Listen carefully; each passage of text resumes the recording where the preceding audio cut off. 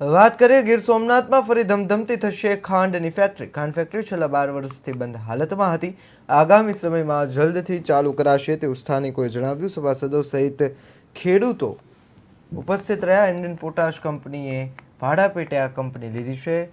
ગીર સોમનાથના તાલાલાની જીવાદોરી સમાન ખાંડ ફેક્ટરી ફરી ધમધમતી થઈ છે। તાલાલાની ખાંડ ફેક્ટરી છેલ્લા 12 વર્ષથી બંધ હાલતમાં હતી। તાલાલા ફેક્ટરી ગ્રાઉન્ડમાં સાધારણ સભા યોજાઈ। આ સભામાં મોટી સંખ્યામાં ખેડૂતો ઉપસ્થિત રહ્યા હતા, જેમાં ખાંડ ફેક્ટરીને ધમધમતી કરવા ઇન્ડિયન પોટાશ કંપની દ્વારા 30 વર્ષ ભાડા પેટે લેવા સંમતિ દર્શાવી હતી।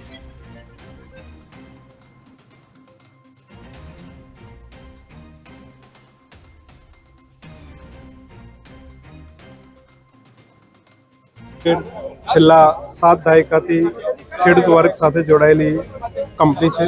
ઇન્ડિયન પોટાશ લિમિટેડ છેલ્લા 7 દાયકાથી રાસાયણિક ખાતરો વિદેશથી આયાત કરીને આપણા ભારત દેશના ખેડૂતોને ખાતર પૂરું પાડી રહી છે।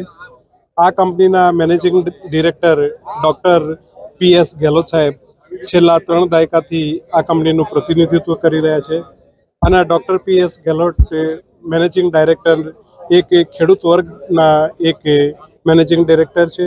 ખેડૂત વર્ગ સાથે જોડાયેલા છે, ખેડૂત પરિવારમાંથી આવેલા છે। એમનો એક જ હેતુ છે કે આપણા દેશના ખેડૂતોનો ગમે તેમ કરીને ઓછા ખર્ચે વધુ ઉત્પાદન મેળવીને એને ખેડૂત વર્ગ આગળ વધે અને ખેડૂત વર્ગની અંદર ખુશાલી આવે। અત્યાર સુધી ઇન્ડિયન પોટાશ લિમિટેડ ફર્ટિલાઇઝર રાસાયણિક ખાતર ઇમ્પોર્ટ કરીને ખેડૂતોને પહોંચાડવાનું કામ કરતી હતી। હવે તેની સાથે અત્યારે હાલમાં છેલ્લા 5 વર્ષથી કંપનીએ ઉત્તર પ્રદેશની અંદર 6 સુગર ફેક્ટરી જે બંધ પડેલી હતી, આજે તાલાળા મુકામે સુગર ફેક્ટરીની સાધારણ સભા મળી હતી। તમામ સભાસદો ઉપસ્થિત રહ્યા હતા।